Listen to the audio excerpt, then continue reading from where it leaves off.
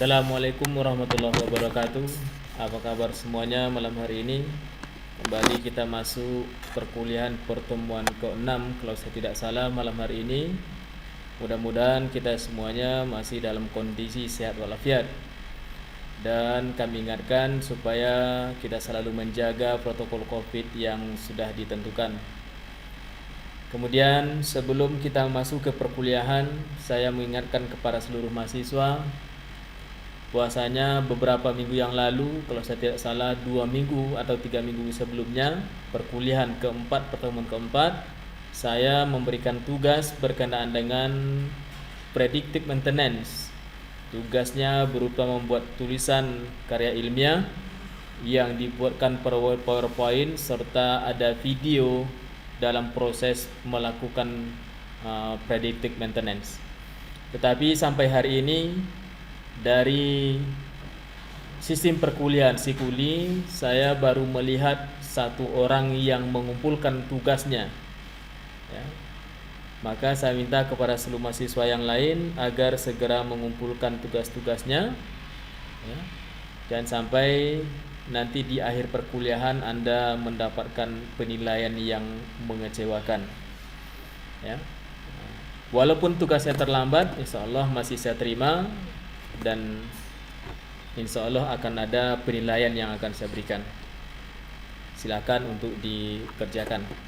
Dan jika seandainya dari tugas yang saya buat itu ada kendala dari kelompok-kelompoknya untuk bisa bertemu dengan teman-temannya, silakan dikerjakan secara mandiri.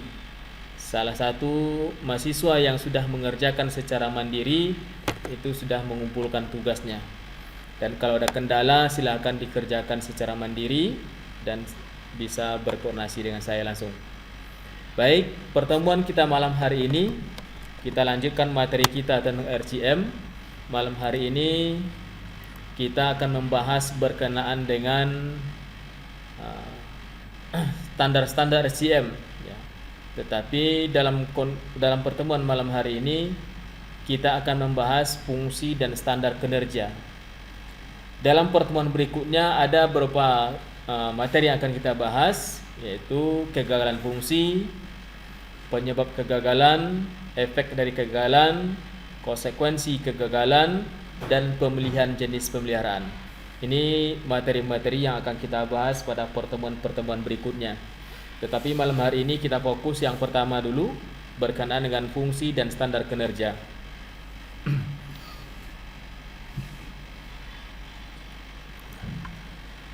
Kegagalan fungsi atau functional failure secara definisinya itu dikatakan adalah ketidakmampuan aset untuk melakukan fungsinya terhadap standar kinerja minimum yang dapat diterima oleh pengguna.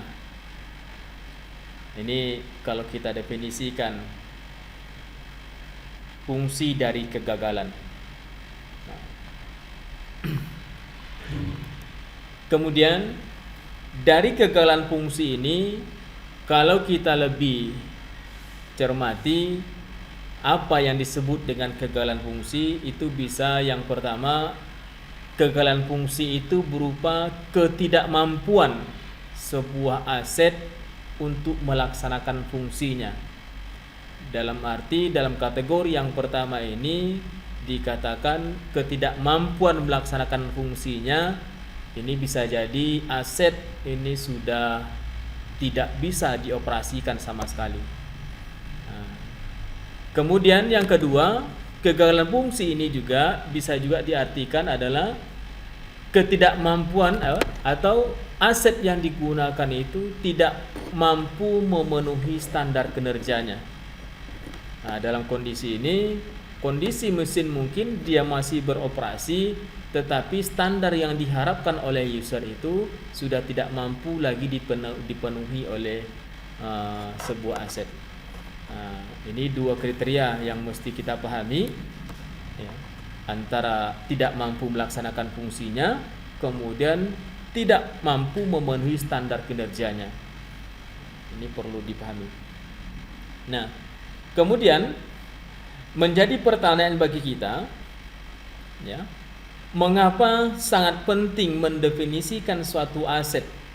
Ya. Dikatakan mengalami kegagalan fungsi atau kerusakan. Nah, ini sebuah pertanyaan yang mesti kita jawab, ya.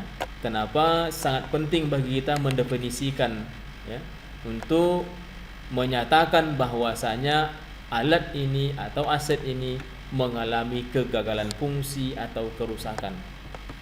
Nah, dalam arti semua ketika kita mengambil keputusan itu harus ada dasar.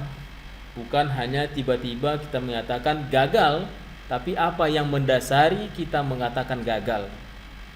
Nah, itulah menjadi suatu hal yang sangat penting kita mendefinisikan, ya.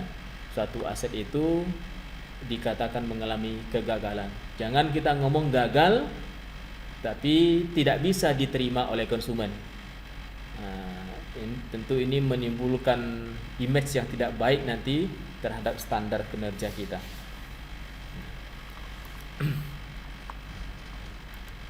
Kemudian, ya, dari pernyataan tadi, ya, perlu kita menyamakan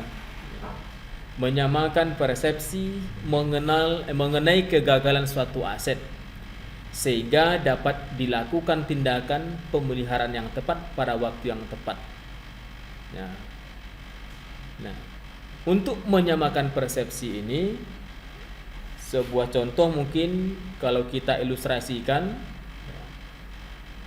di masing-masing divisi untuk menyatakan kegagalan itu akan berbeda.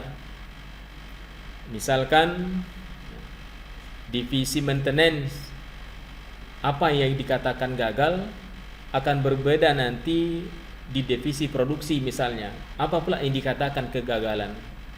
Maka konsep ini nanti masing-masing akan memiliki pandangan yang berbeda. Maka dalam itu mesti kita samakan persepsi dulu sehingga kita bisa memutuskan tindakan pemeliharaan apa yang paling tepat dilakukan untuk sebuah aset itu sehingga tidak menimbulkan kerugian. Nah, nih sebuah contoh mungkin, ya, kalau kita ilustrasikan adalah sebuah sistem hidrolik, ya. Misalnya salah satu fungsi sistem hidrolik, ya, adalah untuk berisi oli atau minyak kontensnya ini. Sistem hidrolik yang berisi minyak. Nah, pernyataan pertama menyatakan bahwasanya jika kebocoran oli menyebabkan sistem hidrolik berhenti, baru disebut mengalami kegagalan. Ini pernyataan ini disampaikan oleh bagian produksi atau divisi produksi. Divisi produksi menyatakan dikatakan berhenti atau dikatakan gagal sistem hidroliknya itu jika hidroliknya sudah berhenti. Itu bagian produksi. Kemudian sistem hidrolik tersebut mengalami kegagalan jika kebocoran oli menyebabkan konsumsi oli yang berlebihan dalam jangka waktu tertentu. Ini adalah konsep atau persepsi bagian maintenance. Jadi pernyataan dari bagian maintenance, kalau olinya berkurang terus, ya, dalam arti oli itu makan oli sistemnya atau mesinnya makan oli dalam jangka tertentu, ya, ini sudah dikatakan gagal. Berbeda tadi dengan bagian produksi. Kalau bagian produksi kalau sudah berhenti dia sama sekali tidak bisa lagi beroperasi, baru disebut dengan gagal. Nah, itu bagian produksi. Dua divisi saja sudah berbeda konsep dalam mendefinisikan kegagalan.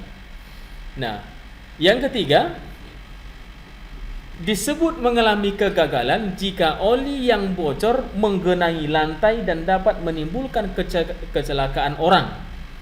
Bisa jadi jatuh, tergelincir, ya, atau menimbulkan potensi terjadinya kebakaran.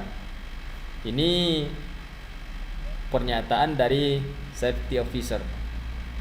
Nah, jadi ketiga konsep ini Nah, sebelum kita menentukan jenis pemeliharaan apa yang paling tepat, harus kita samakan dulu persepsinya. Nah, seperti apa seharusnya kita menyamakan persepsi? Nah, kita lihat nanti ya. Kemudian contoh kedua, suatu turbin gas dengan kapasitas 30 MW. Divisi operasi menyatakan dikatakan gagal jika turbin berhenti beroperasi.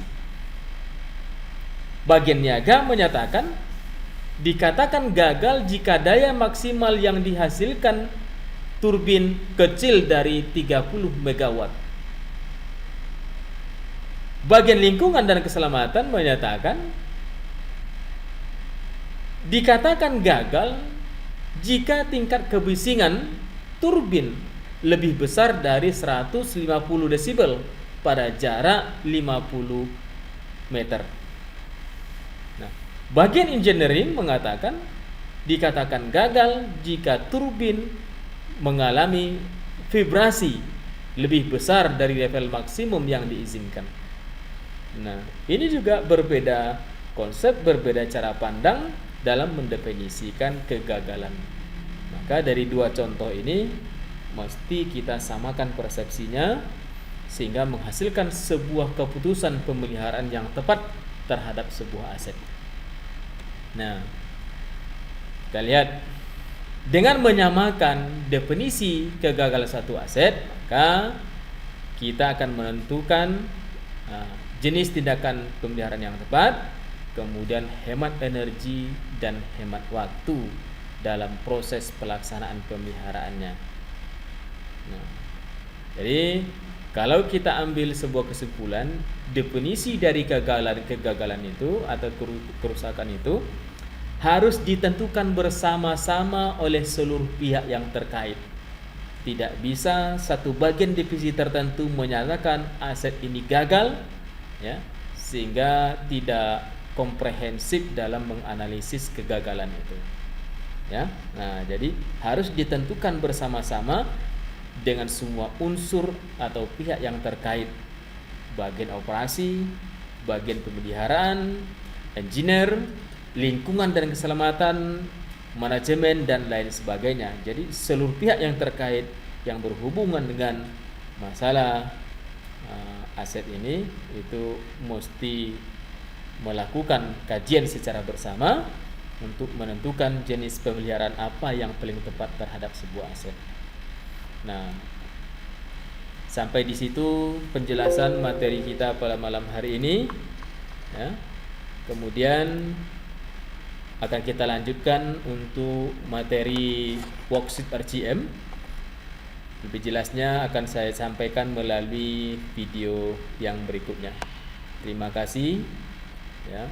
Semoga bisa dipahami. Kalau ada yang kurang dipahami, silakan untuk bisa berdiskusi di ruang diskusi yang tersedia di perkuliahan kita.